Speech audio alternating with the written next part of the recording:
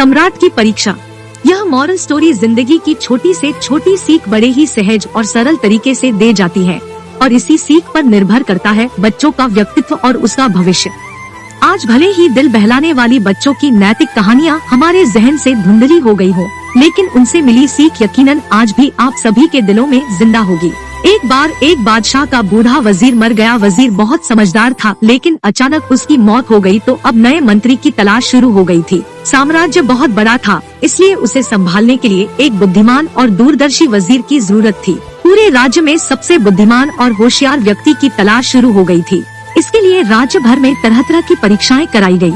राज्य भर से विचारशील और बुद्धिमान व्यक्तियों को चुना गया और फिर उन्हें और अधिक कठिन परीक्षणों से गुजरना पड़ा और अंत में केवल 3 चुने हुए व्यक्तियों को ही राजधानी में लाया गया ताकि सम्राट उनका अंतिम परीक्षण महल ले सके। और इसकी घोषणा खुद बादशाह ने की कल उनकी अंतिम परीक्षा ली जाएगी और जो भी योग्य होगा उसे राज्य का वजीर घोषित किया जाएगा। लेकिन हैरानी की बात यह रही कि शाम होते होते यह बात पूरी राजधानी में फैल गई। सम्राट कल कौन सी परीक्षा लेने जा रहा है, पूरा शहर इस बारे में बात करने लगा। सम्राट उस कमरे का एक बहुत ही अजीब परीक्षा द्वार लेना चाहता था। वह ताला उस राज्य के कारीगरों, गणितज्ञों और इंजीनियरों द्वारा बनाया गया था। उस ताले पर कोई चाबी नहीं थी। ताला पर केवल गणित के कुछ नंबर लिखे हुए थे और उन नंबरों में कुछ पहेली छिपी हुई थी। जो उस पहेली को सुलझा लेगा वही उस ताले को खोल सकेगा। कल उन तीनों को एक कमरे में बंद कर दिया जाएगा और बाहर ताला लगा दिया जाएगा। इसकी कोई चाबी नहीं है, बस उस ताले पर कुछ गणित के नंबर लिखे हुए हैं जिसमें एक पहेली छिपी हुई है।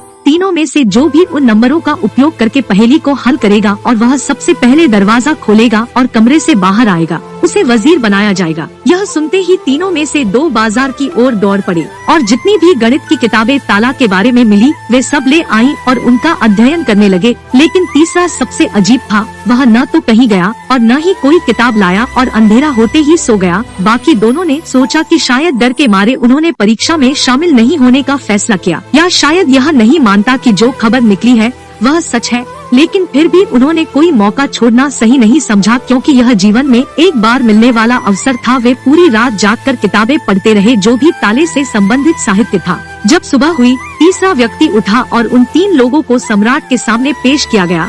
वहाँ उन्हें पता चला कि अफवाह है कि यह सच था। उन तीनों को एक बड़े कमरे के अंदर बंद कर दिया गया था, जो उसमें से बंद था कुछ गणितीय अंकों के साथ खुदा हुआ है। इन तीनों में से जो भी आप इन नंबरों में छिपी पहेली को सुलझा लेंगे वह दरवाजा खोल सकेगा, और जो दरवाजा खोलकर पहले मेरे पास आएगा मैं उसे अपना वजीर बना लूंगा। मैं तुम तीनों का बाहर इंतजार करता हूँ। यह कहकर बादशाह चला गया। रात भर पढ़ने वाले 2 आदमी कुछ किताबें लाए थे। दरवाजा बंद होते ही उसने उन किताबों को बाहर निकाल लिया और ताले पर लिखे अंकों को एक कागज के टुकड़े पर लिखकर उनका समाधान खोजने लगा। लेकिन तीसरे व्यक्ति ने कुछ नहीं किया। उसने आंखें बंद की और कमरे के कोने में चुपचाप बैठ गया। उसे बैठा देख दोनों हंस पड़े और ताना मारते हुए बोले, क्या तुमने हार मान ली? कुछ करो तो कुछ होगा। उन्हें लगा कि उसने हार मान ली है। वह डरा हुआ है और वह कुछ भी प्रयास नहीं करना चाहता, लेकिन उसका मन शांत था। उसकी आंखों में स्थिरता झलक रही थी। वो परेशान नहीं दिख रहा था, वो बैठा हुआ था वर्टिकल बार। तभी अचानक उसे कुछ सूझा। वो उठा और दरवाजे पर आया और धीरे से उसे धक्का दिया और क्या,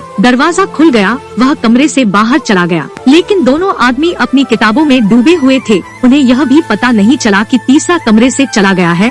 उन्हें तब पता चला जब सम्राट तीसरे व्यक्ति के साथ अंदर आए और कहा, बंद करो तुम्हारी ये किताबें। जिसको बाहर जाना था वह पहले ही जा चुका है। यह देखकर दोनों दंग रह गए और पूछा कि तुम बाहर कैसे निकले? बादशाह ने कहा कि ताला बंद नहीं था, क्योंकि बंद ताले खोले जा सकते हैं, लेकिन कैसे? क्या तुम कोई ऐसा ताला खोलोगे जो बंद न हुआ हो? यह आदमी तुम लोगों में सबसे बुद्धिमान है, क्योंकि इसने बुद्धिमान होने का पहला परिचय दिया था। ताले पर लिखे नंबरों को हल करने से पहले यह पता लगाने की कोशिश करता है कि ताला बंद है या नहीं। एक आदमी वास्तव में होशियार है जो किसी भी समस्या को हल करने से पहले यह जांचता है कि क्या वह हल करने जा रहा है वास्तव में एक समस्या है या नहीं। तो यह आदमी हमारे राज्य का सबसे चतुर व्यक्ति है, जिसे हम अपना वजीर नियुक्त करते हैं।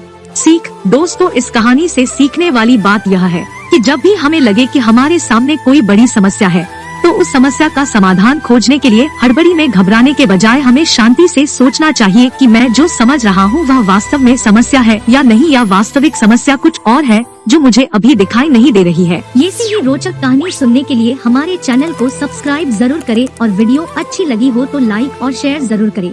मिलते हैं फिर एक नई रोचक कहानी के साथ।